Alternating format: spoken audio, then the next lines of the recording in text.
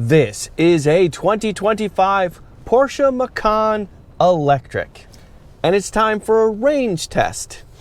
I'm going to take this Porsche Electric out on the interstate for between 80 and 100 miles and see how the range holds up to what is estimated at the beginning, at the end, what our consumption rate is, and those types of things. Officially, this base Porsche Macan Electric has a range of 315 miles.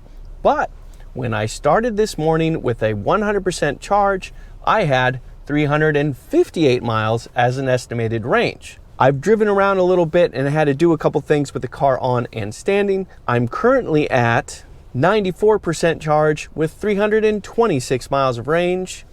Let me show you. To keep an eye on the data, I am going to reset the trip like I'm doing a fuel economy test. This is the main thing I will be looking at, and to reset it, I just hold this dial down here. Okay, let's see how it does. Oh, before we start, I should tell you that it is very warm today, very humid today. The Porsche says it is 83 degrees, but I'm guessing humid's around 90%. And it's actually already rained this morning, might rain some more on this trip. Let's get going.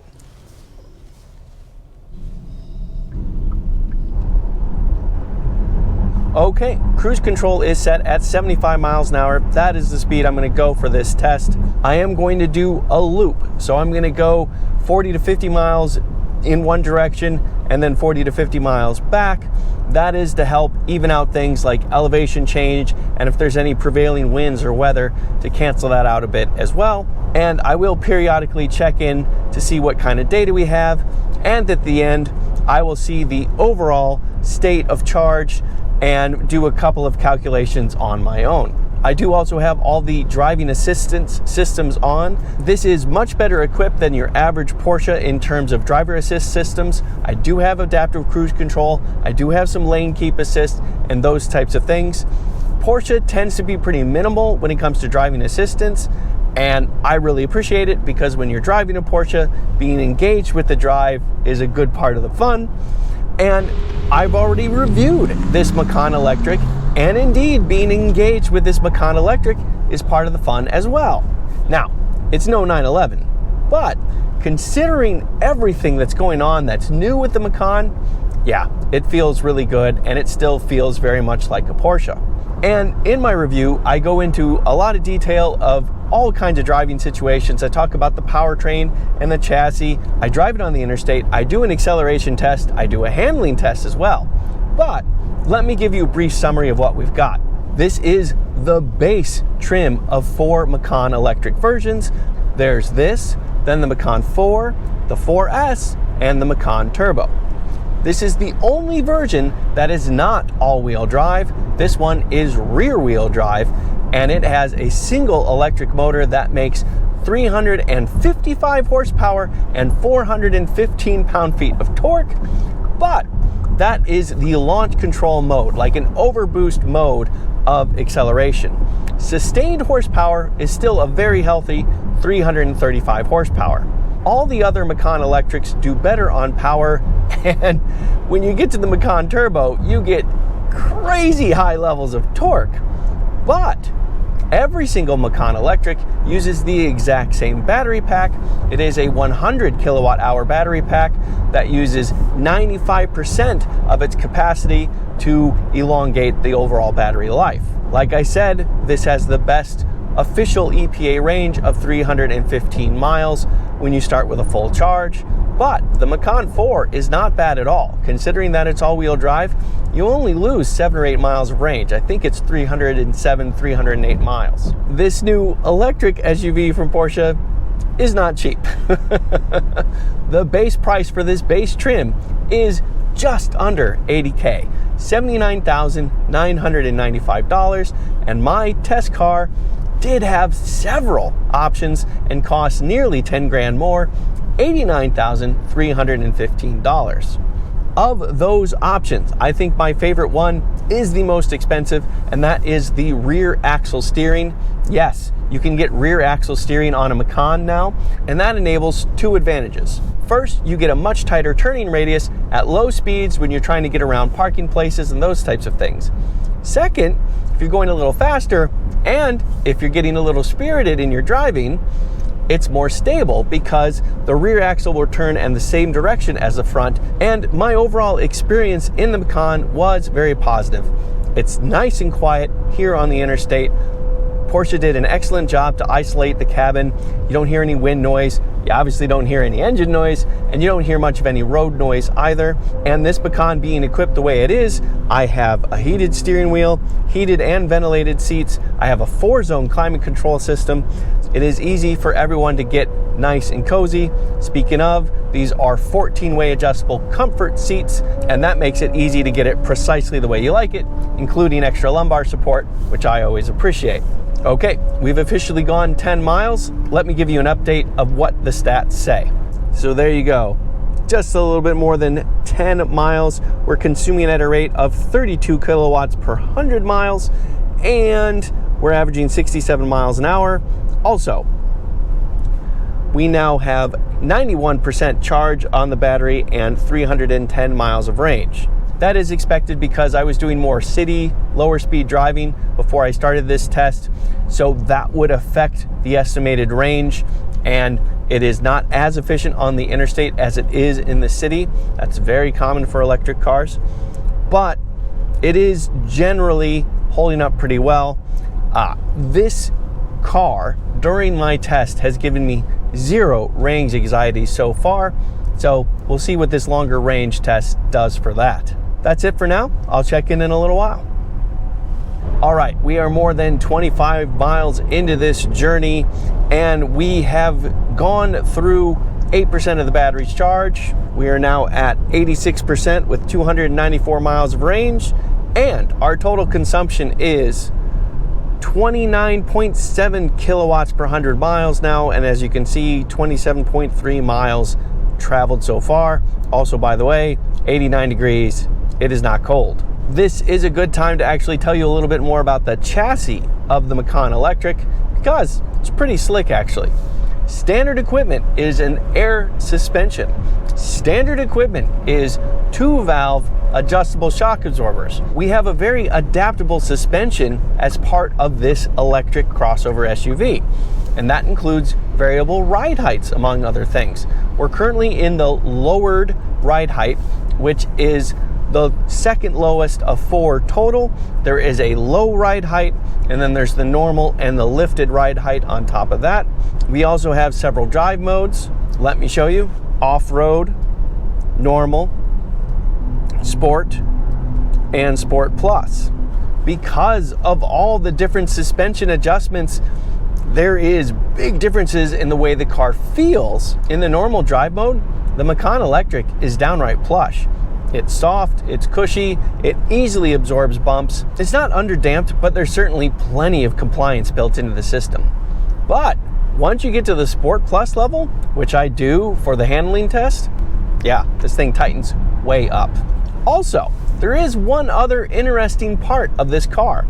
There's an option called Electric Sport Sound, and my test car has it. It's a $510 option, and when it's on, you get this like Tron-esque electric sound as you accelerate.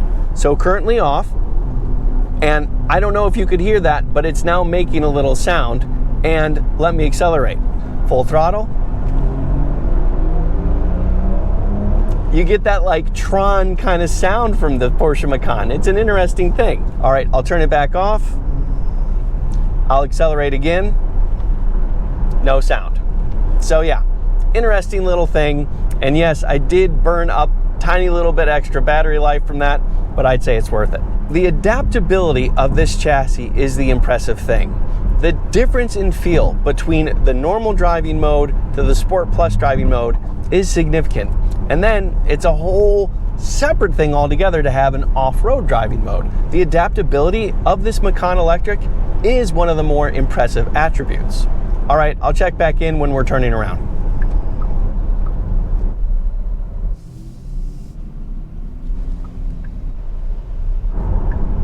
Okay, we are officially on our way back. Right around 100 miles it's going to be. I'm currently looking at 51.3 miles traveled. It is going to be just over a 100-mile trip, and we currently have 267 miles of range and a 79% charge on the battery. Let me show you our stats. There it is, and you can see that we have a small indicator right below the speed as well for battery charge. This has been a very comfortable, overall pretty darn quiet and very smooth experience driving so far, the little more than 50 miles that we've done. And yeah, it seems like we're getting to an equilibrium with the depletion rate. It seems like the estimator has figured out that we're on the interstate and it's kind of level set there. We'll see how the second half goes, and then at the end I'll do a couple calculations and extrapolate what kind of range we would have had. Looks like rain. We'll see if that has any effect on things. I really don't think it will. Okay, just a little bit more than 75 miles into the trip, and we have 244 miles of range left, 73% charge. Let me show you. There's the distance traveled and the consumption rate, and there's my nice big battery picture. 73% charge. We've had a couple little moments of light rain, but pretty insignificant as far as that's concerned. But you can see still a little bit on the windshield. Otherwise, the trip's been pleasant. Traffic hasn't been too bad, so we've been largely maintaining 75 miles an hour. We've had to slow down a few times, but nothing too bad. And yeah, we'll finish this trip up and see what we end up with. All right, less than 20 miles to go, and it's raining a little harder now, and that is increasing the consumption. I can see it going up. Just another mitigating factor, but hey, this is the real world. It rains in the real world. I think it's good to have this as part of the test, to be honest. We'll see how long this lasts. Not too far from being done. The rain stayed heavy. It's definitely increased consumption a little bit. It's also limited the assist system, so I no longer have adaptive cruise control. Fine by me, but just an example, this level of rain was too much for the sensors to be able to see through. With about 10 miles left, the rain has stopped, but if I ask for adaptive cruise control, sensor obstructed, clean sensor. So I think I am on my own for the duration, but no matter, we'll see what we end up with. Okay, a few miles later, try it again. I have cruise control back.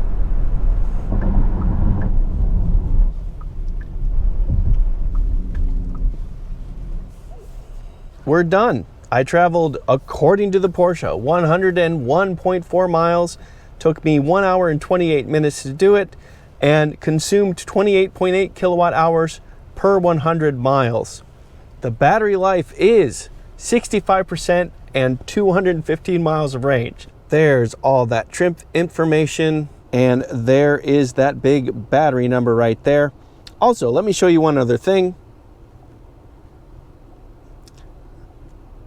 If you go to Trip, this is my information, Trip Sense. I reset it. This is some other pertinent information, but check this out. Trip Sense charging. So this includes the other things I've been doing around, and you can see that that number is a little bit different. And there's also total trip, but this I think includes some other drivers. This isn't just me. The other neat thing is you have this nice little graphic to kind of give you another visual representation of battery charge. All pretty interesting stuff. I traveled 75 miles an hour, which is below average speeds for Southern Michigan, I have to say. I was past a lot. The trip was entirely comfortable. That was the main takeaway. But also, we started off losing a lot more range than we were actually traveling. But as the trip progressed, as the car learned that we were on the interstate now, and this was the new normal for the moment, things adjusted. And overall, we ended up going, I think, if memory serves, we went about 100 miles, and it said we lost 110 miles. And when you're converting from largely city driving to being on the interstate, I think that is a pretty darn fair assessment. Also, I've traveled more than 100 miles, and I still have more than 200 miles left for range right now. So that shows that we've made a lot of progress in terms of understanding what batteries do, but also building batteries capable of traveling longer distances. No range anxiety at all to go 100 miles, and I don't think I'd have any to go 200 either, based on what I've seen here. And the driving experience of this Porsche is really, really good. To learn more about that, please do check out my review. And if you want to get a lot more detail of exactly what this car is like outside and in, I did also do a separate video walking around the car, so check that out as well. But yeah, this was enlightening for me. I hope you found it interesting as well. I'm Robin Warner. Thank you very much for watching.